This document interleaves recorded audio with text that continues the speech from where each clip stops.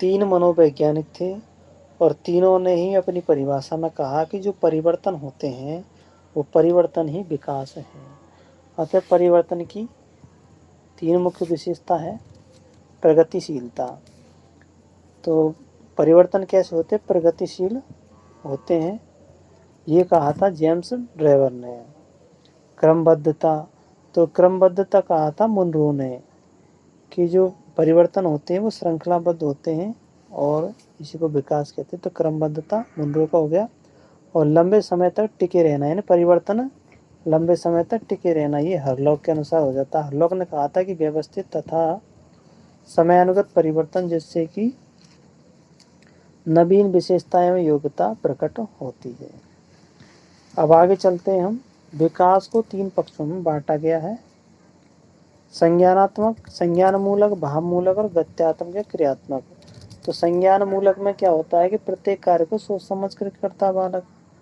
अगर बालक का संज्ञानात्मक विकास हो जाता है तो प्रत्येक कार्य को सोच समझ के करता है। भाव मूलक का मतलब होता है दूसरे की भावनाओं को समझना।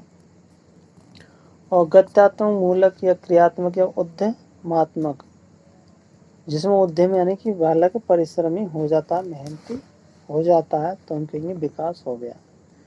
अब विकास के रूप बताए चार। तो विकास के रूप वही कहते हैं कि कौन कौन से तरीके हैं जिनसे हमें पता चलेगा कि बालक का विकास हुआ, तो उनको हम विकास के आयाम कहते हैं। तो विकास के रूप एक तरह के आयामी है। तो देखते हैं, आकार में परिवर्तन हो जाता है तो विकास हो जाता है, अनुपात में परिवर्तन होता है तो भी विकास होता है, और पुरानी रूपरेखा में परिवर्तन कर लेता है बालक तो भी विकास है, और नए गुणों की प्राप्ति कर लेता है तो भी विकास है। अब आगे चलते हैं कि विकास की अवस्थाएं चार बताई है। शैशवावस्था, बाल्यावस्था, किशोरावस्था, प्रौढ़ अवस्था। शैशवावस्था 0 से 5 या 6 वर्ष की होती है। बाल्यावस्था 6 से 12 वर्ष की, और किशोर अवस्था होती है 12 से 18 वर्ष की, और प्रौढ़ अवस्था होती है 18 वर्ष से आगे की अवस्था प्रौढ़ अवस्था होती है। 5 मनोवैज्ञानिक हैं जिन्होंने विकास की अवस्था का वर्णन किया है। ईवी हरलॉक व काल्सनिक ने दोनों ने ही जो विकास की अवस्थाएं वो समान बताई हैं, और दोनों ने ही गर्भाधान से विकास शुरू किया है। तो सबसे पहले पढ़ते हैं हम ईवी हरलॉक का। उन्होंने 0 से यानी कि जन्म से पूर्व की अवस्था को गर्भाधान अवस्था कहा है। शैशवावस्था को जन्म से 14 दिन की कही है, 2 सप्ताह की कही है। शिशुकाल 2 सप्ताह से 2 वर्ष का होता है। बाल्यावस्था यह 2 वर्ष से 11 वर्ष की होती है, और इसको 2 भागों में बांटा है, पूर्व बाल्यावस्था और उत्तर बाल्यावस्था। किशोरावस्था 11 वर्ष से 21 वर्ष की अवस्था को किशोरावस्था कहा है, और इसको 3 भागों में बांटा है, प्रारंभिक किशोरावस्था, पूर्व किशोरावस्था और उत्तर किशोरावस्था। अब चलते हैं हम कालसनिक की ओर। तो कालसनिक ने गर्भाधान से शुरू किया है। शैशवावस्था को 3 भागों में बांटा है, शैशवावस्था, प्रारंभिक शैशवावस्था और उत्तर शैशवावस्था। शिशुकाल है, इसको शिशुकाल को शिशुकाल, और बाल्यावस्था को इसने 3 भागों में बांट दिया है, पूर्व बाल्यावस्था, मध्य बाल्यावस्था और उत्तर बाल्यावस्था। किशोर अवस्था को नहीं बांटा है। अब हम चलते हैं कौल महोदय की ओर।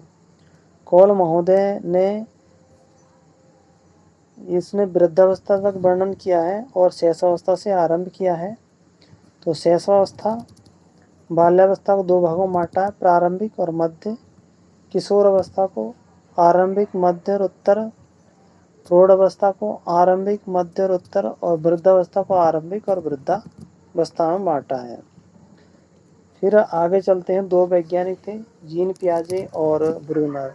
इन्होंने संज्ञानात्मक विकास के आधार पर इनको अवस्थाओं में बांटा था। तो ब्रूनर को देखते हैं। ब्रूनर ने कहा था, पहले क्रियात्मक कहा, फिर प्रतिबिंब में बांटा और फिर संकेतों में बांटा। अब जीन पियाजे ने बालक की जो अवस्थाएं हैं वो 4 बताई है। सेंसरी मोटर 0 से 2 वर्ष की होती है। प्री ऑपरेशनल मोटर ये 2 से 7 वर्ष की होती है। कंक्रीट ऑपरेशनल ये 7 से 11 वर्ष की होती है। और फॉर्मल ऑपरेशनल ये 11 से 15 वर्ष की होती है। और जो प्री ऑपरेशनल स्टेज है, अवस्था है, इसमें बालक में ईगो आता है और इंट्यूटिव स्टेज होती है, सहज बुद्धि, सामान्य बुद्धि होती है इसमें, और सजीवता भी पाई जाती है एनिमिज्म, यानी चलती हुई वस्तुओं को देख करके वो मानता है कि वो सजीव है। ये प्री ऑपरेशन की है। तो साथियों, ये हमारा मनोवैज्ञानिकों के अनुसार अवस्था का टॉपिक पूर्ण हुआ, बालक के विकास की अवस्था। वीडियो को लाइक कर देना और चैनल को सब्सक्राइब कर देना।